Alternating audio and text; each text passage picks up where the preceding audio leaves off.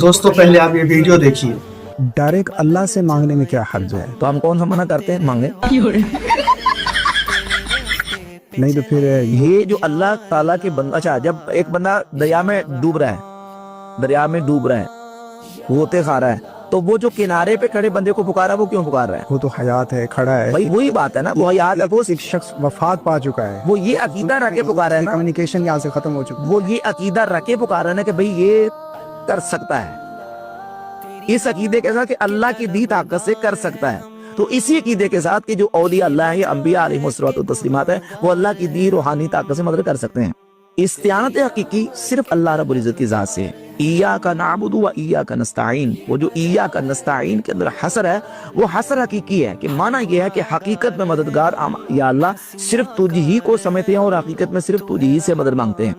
اگر اللہ کے علاوہ کسی دوسرے سے استعانت اس معنی میں کہ حقیقت میں اللہ مددگار ہے اور یہ اللہ کی مدد کا ذریعہ ہے، مظہر ہے، اور اس کی مدد کا استعانت کا ذریعہ ہے، اس سے مدد مانگی جائے تو وہ استعانت حقیقی کے خلاف نہیں ہے، ورنہ پھر یہ ساری امداد، استعانت، یہ ساری شرک ٹھہرے گی۔ مثلا چاہے اسباب کے تحت ہم کسی دوسرے سے مدد لیتے ہیں، پانی کے گلاس بھی کسی سے مانگتے ہیں، مدد مانگتے ہیں، کسی حکیم سے دوائی لیتے ہیں، کسی ڈاکٹر سے دوائی لیتے ہیں، کسی حاکم سے مدد مانگتے ہیں، وہ ساری شرک ٹھہرے گی۔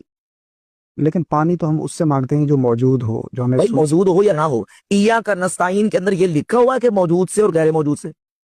ایاک نستعین کے اندر تو یہ ہے کہ ہم صرف تجھ ہی سے مدد چاہتے ہیں۔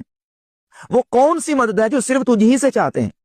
وہ استعانت حقیقی، کہ حقیقت میں مددگار صرف تجھ کو سمجھتے ہیں، تجھ ہی سے حقیقت میں مدد مانگتے ہیں۔ کریں۔ تو گزارش یہ ہے کہ یہ جو شرک ہے اس کو سمجھیں۔ شرک ہے کیا؟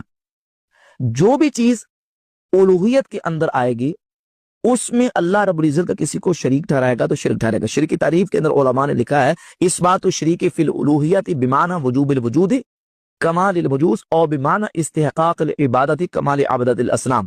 شرک یہ ہے کہ اللہ کی الوہیت میں کسی دوسرے کو اس معنی میں شریک ٹھہرانا کہ اس کو واجب الوجود مانے یا اس کو اللہ کی عبادت میں اللہ کا شریک مانے، جیسے کہ مشرکین اپنے معبودان باطلہ کو اللہ رب العزت کا شریک ٹھہراتے تھے۔